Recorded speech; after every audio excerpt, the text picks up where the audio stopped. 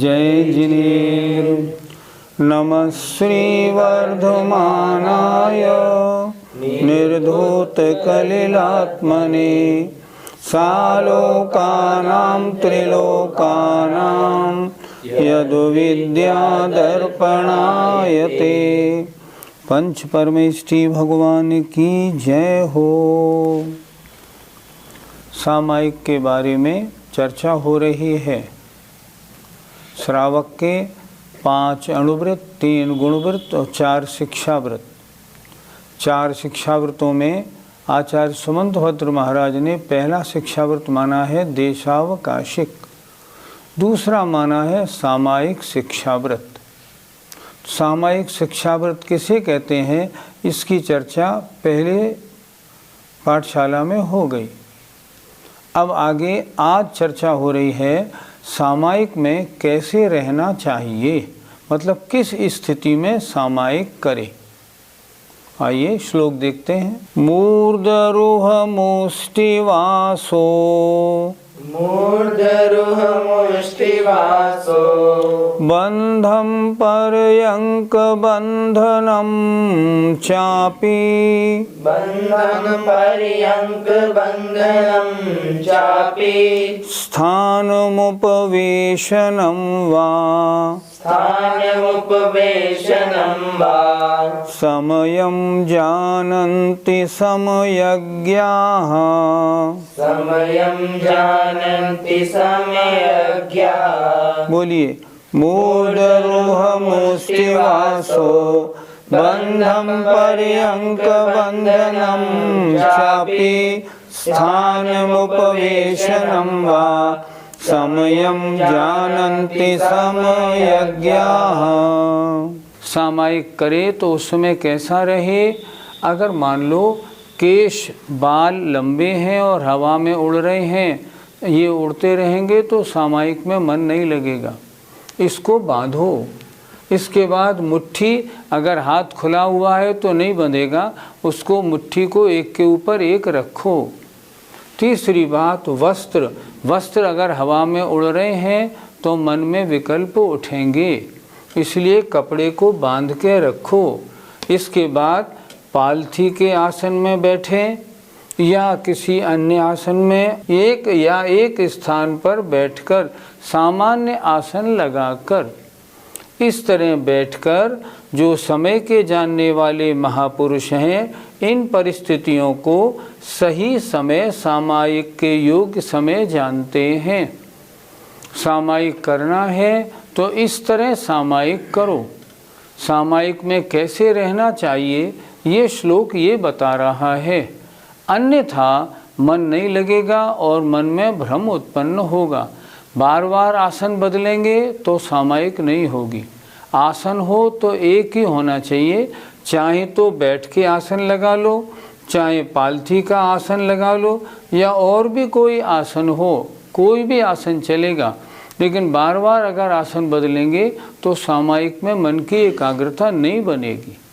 इस प्रकार आचार्य महाराज ने इस श्लोक में सामायिक में कैसे रहना ये बताया है। पंडित जी, इस श्लोक में मूर्धरूह शब्द का प्रयोग क्यों किया गया है? मूर्ध माने होता है सिर, रूह माने होता है बाल, अर्थात सिर के केस हैं और ब्रह्मचारी आदि के बाल अगर लंबे लंबे होते हैं, या कोई महिला हो और महिला के बाल लंबे हों और वे बाल अगर हवा में लहराएंगे तो सामायिक के योग्य समय नहीं माना जाएगा। क्या करना होगा, अगर बाल लंबे हैं और हवा में लहराते हैं तो उनको बांधूं। मैं इनको बांधता हूँ, जब तक ये बंधे रहेंगे तब तक मैं सामायिक में इनको बांध के रखूँगा। ताकि मेरे मन में किसी प्रकार का विकल्प ना आए। तो सामायिक में लंबे बाल वाला कैसे बैठेगा? अपने बालों को बांध के बैठेगा, अन्यथा मन में विकल्प और मन की एकाग्रता नहीं बनेगी। इसलिए पहला शब्द दिया मूर्धरूह। पंडित जी, मुष्टि शब्द से क्या समझना है? मुष्टि का अर्थ होता है मुट्ठी। सामायिक का समय कब तक है? कब तक सामायिक में कैसे रहना है? मुट्ठी बंधी हुई रहनी है, ऐसे नहीं रहनी है। जब तक ऐसे रहूँगा तब तक सामायिक करूँगा।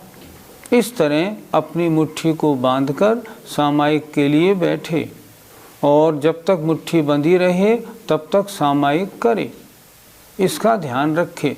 सामायिक में कैसे रहना है ये उसकी चर्चा हो रही है। पंडित जी, यहाँ वासोबंधम शब्द से क्या लेना चाहिए? वास माने वस्त्र।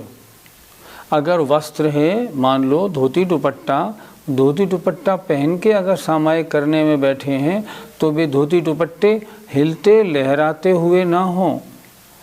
तो क्या करें? उन धोती दुपट्टों को अच्छी तरह सामायिक के काल में बांध ले ताकि मन में एकाग्रता रहे। वस्त्र कैसे हों? वस्त्र में भी पैंट बुशर्ट नहीं चलती।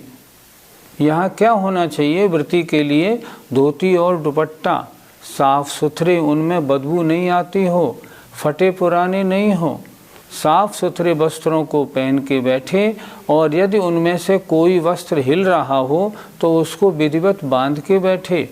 जब तक मैं सामायिक करूँगा इन वस्त्रों को बांध के रखूँगा ताकि मेरी एकाग्रता में कोई डिस्टर्बेंस ना हो। पंडित जी, पर्यंक बंधनम शब्द यहाँ पर क्यों दिया गया है?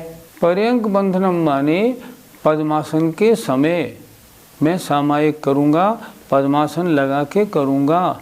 अब ऐसा नहीं किया जाए सामायिक के काल में थोड़ा पद्मासन लगाया, फिर आसन बदल लिया, फिर पैर फैला लिए, फिर एक पैर के ऊपर एक पैर रख लिया। सामायिक का काल ऐसा नहीं होता। सामायिक का काल होता है जब तक सामायिक करूँगा तब तक कैसा रहूँगा? मैं पद्मासन से रहूँगा। पद्मासन से न रहे तो कैसे रहे? वापी जो भी आसन लगाए, अगर कायोत्सर्ग से खड़ा हो तो फिर कायोत्सर्ग से ही करनी है सामायिक। मैं जब तक सामायिक करूँगा कायोत्सर्ग से ही रहूँगा। ऐसा नहीं एक आधा घंटा कायोत्सर्ग किया, थोड़ा सा दर्द मालूम पड़ा तो बैठ गया, ऐसे सामायिक में नहीं होती। सामायिक में कैसे रहना चाहिए इसीलिए बताया है पर्यंक बंधनम वापी। आप पालथी मार के या किसी भी आसन से बैठे, लेकिन वो आसन उतने समय तक लगा हुआ रहना चाहिए। बार बार आसन बदलने से एकाग्रता नहीं होगी। पंडित जी, सामान्य आसन से क्या लेना चाहिए? सामयिक के आसन कौन से होते हैं? खड़े होके करे, पद्मासन लगा के करे, अर्ध पद्मासन से करे, पालथी से करे या एक स्थान पर बिल्कुल इजीली बैठ के करे। तो किसी तरह भी करे, स्थान उपवेशनम अर्थात एक स्थान पर बैठकर सामायिक करनी है। वृद्धावस्था है, अगर पद्मासन में या खड़गासन में दिक्कत हो रही है तो एक स्थान पर बैठकर सामायिक करे, लेकिन जब तक सामायिक करे तब तक वो आसन बदलना नहीं चाहिए। इसलिए किसी भी स्थान पर उपवेशनम बैठकर सामायिक की जाए। इस प्रकार सामायिक में कैसे रहना है? सामायिक में वस्त्रों की व्यवस्था, सिर के केस की व्यवस्था, शरीर की व्यवस्था कैसी रहनी चाहिए, इसके बारे में आचार्य महाराज ने इस श्लोक में बताया है। पंडित जी, समयज्ञ शब्द का क्या अर्थ है? समय माने शास्त्र भी होता है, समय माने अपनी आत्मा भी होती है। समयज्ञ माने जो आगम के ज्ञाता हैं, शास्त्रों के ज्ञाता हैं। शास्त्रों के ज्ञाता बड़े बड़े आचार्य, गणधर आदि, या जो अपनी आत्मा को जानते हैं अच्छी प्रकार, उन्हें सम्यज्ञ कहते हैं।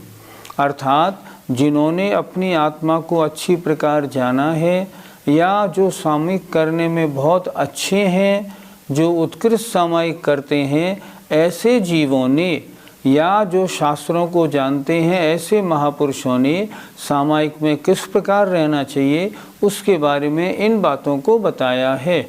आचार्य ने इस श्लोक में उन्हीं बातों को लिखा है। सामायिक करने वाला कैसे रहे, इसकी चर्चा पहले श्लोक में हुई।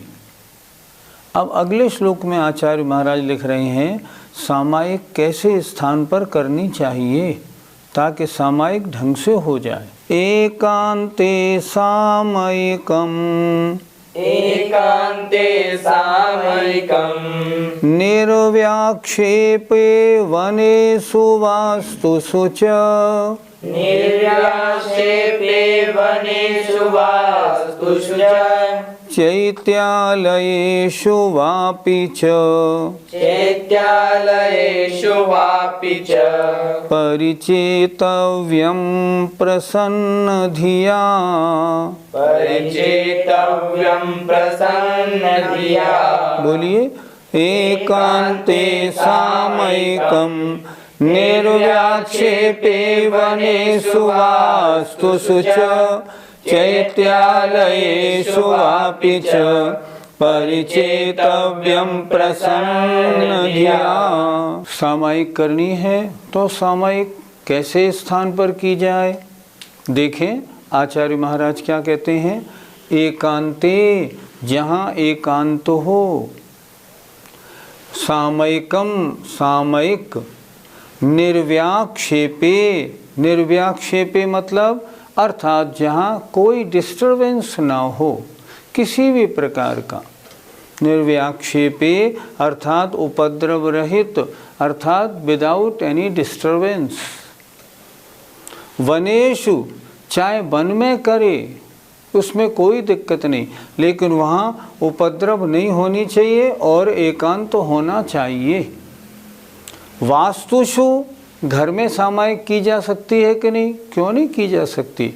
घर में करें लेकिन ध्यान रखें घर में वहाँ करें जहाँ एकांत हो और किसी प्रकार की कोई आपत्ति या कोई भी उपद्रव ना हो। चैत्यालयेषु चैत्यालय में भी सामायिक होती है, कोई आपत्ति नहीं, चैत्यालय सामायिक करने के योग्य स्थान है, लेकिन वो भी ऐसा स्थान जहाँ एकांत भी हो और कोई उपद्रव या कोई डिस्टरबेंस ना हो। वापिच या और कोई भी सही स्थान हो, वहाँ प्रसन्न धिया, धिया माने बुद्धि, वहाँ प्रसन्नता पूर्वक परिचेतव्यम सामयिकम, सामयिक को बढ़ानी चाहिए। अगर ऐसे स्थान में बैठेंगे जहाँ एकांत नहीं होगा, जहाँ उपद्रव बहुत होंगे, ऐसे स्थान में करेंगे सामायिक हो ही नहीं पाएगी, बढ़ाने की तो बात ही नहीं है। और अगर सामायिक का स्थान बहुत अच्छा मिल गया और मन लगने लगा तो क्या करें, 2 घड़ी करनी है, 2.5 घड़ी, 3 घड़ी, 4 घड़ी करे। जब देखे मन बराबर लग रहा है और उस सामायिक को बढ़ाए। बैठा तो 2 घड़ी के संकल्प से था, लेकिन उसको और ऊपर ले जाए। पंडित जी, क्या व्रती घर में सामायिक कर सकता है? घर में सामायिक की तो जा सकती है, पर आजकल घरों में डिस्टर्बेंसेस बहुत होने लगे। घर में कैसे सामायिक होगी। देखिए घर में कोई टीवी चला रहा है, कोई खेल रहा है, छोटा सा मकान है, एक ही कमरा है, एक कमरे में आप सामायिक करना चाहें 1 घंटे 1.5 घंटे, कैसे हो पाएगा। कोई बोल रहा है, कोई आवाज़ लगा रहा है, आने जाने वाले आ रहे हैं जा रहे हैं, एकांत स्थान नहीं है, सामायिक के लिए वो योग्य स्थान नहीं माना जाएगा। हाँ, मान लो आपके मकान में बड़ा सा मकान है या कई कमरे हैं, या घर में आप 2 प्राणी हैं और कोई भी नहीं है, या नीचे मकान है, आपका कमरा व्रती है, आपका कमरा ऊपर बिल्कुल सेपरेट है, तो उसमें शांतिपूर्वक एकांत स्थान में अगर आप सामयिक करेंगे तो आपका मन लगेगा। जहाँ बच्चे वगैरह हैं, टीवी, मोबाइल, खेल कूद की आवाज़, आना जाना, टेलीफोन बज रहा है ना, वहाँ मन नहीं लगता। इसलिए एकांत स्थान में अगर घर भी हो तो भी सामयिक की जा सकती है। पंडित जी, घर में सामयिक करना अच्छा है या मंदिर जी में? उत्तर कोई नहीं दे सकता। सामयिक घर में भी अच्छी हो सकती है और मंदिर में भी अच्छी हो सकती है। मान लें आप मंदिर में सामायिक करने के लिए आजकल सूर्य डूबता है और सूर्य उदय होता है 7 बजे। आप 6:30 बजे मंदिर में पहुंच गए, 6 बजे पहुंच गए और आपने कहा मंदिर में सामूहिक करेंगे। अगर मंदिर जी में उस समय सफाई हो रही है या लोग बाग सामग्री वगैरह बनाने के कार्य में लग रहे हैं, थाली वगैरह बर्तनों वगैरह की आवाज़ बहुत आ रही है, या कहीं कहीं तो जल्दी अभिषेक पूजा हो जाती है। अगर लोगों ने अभिषेक प्रारंभ कर दिया, पूजा प्रारंभ कर दी, ज़ोर ज़ोर से पूजा गा बजा के कर रहे हैं, सामूहिक कैसे हो पाएगी? सामूहिक कहाँ करें? इसलिए तो लिख रहे हैं जहाँ एकांत हो। शाम को आपके मंदिर जी में सब लोग 8 बजे आते हैं। आजकल सूर्यास्त हो रहा है मान लो 6 बजे, आप मंदिर में पहुंच जाएं 5 बजे, और 5:15 बजे से लेके और 6:30 पौने 7 तक अगर आप मान लीजिए सामूहिक करते हैं ना, आपका मन बहुत लगेगा, क्योंकि कोई भी वहाँ डिस्टरबेंस नहीं है। वैसे तो मंदिर में मन अच्छा लगना चाहिए, पर एकांत तो हो। कुछ मंदिर ऐसे होते हैं जिनमें बहुत से कमरे होते हैं और सामूहिक आरती करने के लिए अलग कमरे की व्यवस्था है, वहाँ कोई और बातचीत चर्चा नहीं होती। ऐसे स्थानों में अगर है तो घर से ज़्यादा अच्छी सामूहिक मंदिर जी में होती है। पवित्र स्थान है, वहाँ का वातावरण ही पवित्र है, लेकिन वहाँ कोई आपत्ति तो ना हो।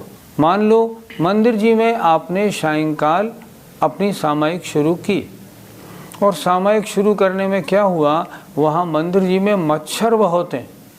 अब जब मच्छर बहुत हैं और भुन-भुन करेंगे और काटेंगे तो आपका सामूहिक में मन कैसे लगेगा? क्या शब्द दिया? निर्व्याक्षेपे, जहाँ पर कोई उपद्रव ना हो। उपद्रव बहुत तरह के होते हैं। उपद्रव, अन्य पूजा करने वाले ज़ोर ज़ोर से बोल रहे हैं, ये भी एक उपद्रव है। सामूहिक के लिए तो उपद्रव ही है। अगर वहाँ मच्छर वगैरह बहुत हैं, वहाँ आस-पास में हल्ला शोर बहुत है, तमाम नीचे गाड़ी जा रही है, मेन रोड है, और ऊपर अगर आप सामूहिक करेंगे तो उपद्रव है, हॉर्न बज रहे हैं, आवाज़ें लग रही हैं, कहीं लड़ाई झगड़ा हो रहा है तो भी नहीं लगेगा। इसलिए एकांत स्थान में करें और जहाँ किसी प्रकार का कोई भी डिस्टरबेंस, आपत्ति या व्यवधान ना हो, ऐसा स्थान चुनें। स्थान मंदिर अच्छा है बशर्ते कि वहाँ एकांत और कोई भी दिक्कत ना हो। पंडित जी, क्या जंगल सामूहिक के लिए योग्य स्थान है? जंगल कैसा है ये इस पे डिपेंड करता है। अगर ऐसा जंगल है जहाँ हिंसक जीव जंतु हैं, सामूहिक के लिए योग्य स्थान नहीं है, क्योंकि अगर आपने सामूहिक की और वहाँ किसी जीव जंतु ने आपको डस लिया, काट लिया तो बहुत मुश्किल हो जाएगी।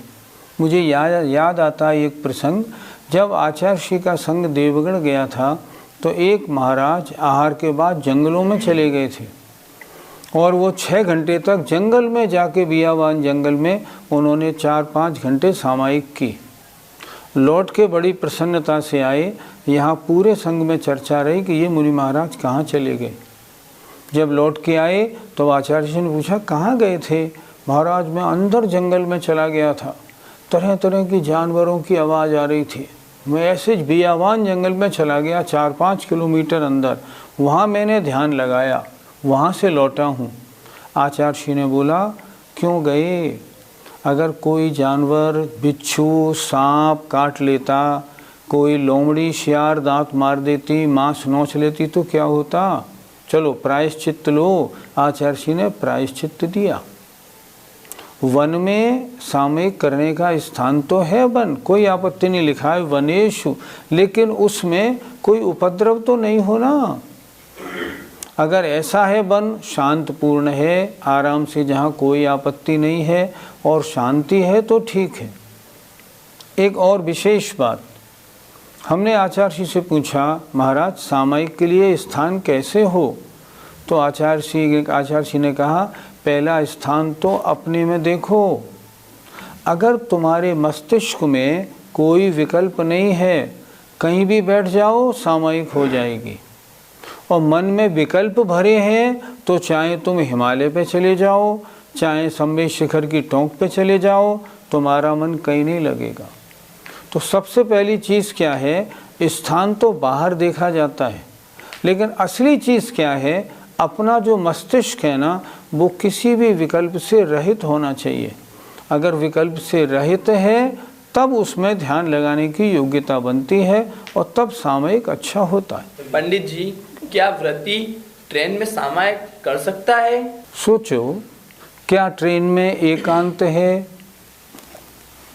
ट्रेन में आप बैठे हैं, चारों ओर सवारियां भरी हैं, हर स्टेशन पे 10 आ रहे हैं, 10 जा रहे हैं, खोमचे वाले आवाज़ लगा रहे हैं, बैरे होटल वाले चाय की और सबकी आवाज़ लगा रहे हैं, अंडे वाला अंडे बेच रहा है, नॉन वेज वाला नॉन वेज की थाली सप्लाई कर रहा है, आपके बगल वाला खा रहा है, उसमें से प्याज लहसुन की स्मेल आपकी नाक में आ रही है। क्या सामायिक होगी? खुद सोचो। हाँ, सामायिक का कोरम तो पूरा हो जाएगा, लेकिन सामयिक नहीं हो पाएगी। उसके लिए जो लिखा है ना उसके अनुसार योग्य स्थान नहीं है, अपवित्र स्थान है। तमाम जूते चप्पल नीचे पड़े हैं, सब लोग अपनी अपनी बात में हंस रहे हैं और बोल रहे हैं, ऐसा स्थान सामयिक के योग्य नहीं है। हमने एक बार आचार्य जी को पूछा, महाराज जी क्या ट्रेन में सामयिक कर सकते हैं क्या? उन्होंने कहा, ये बताओ ट्रेन में मन लगेगा? दूसरी बात, ट्रेन में किधर पूरब है, किधर पश्चिम है, किधर उत्तर दक्षिण है, कैसे रखोगे?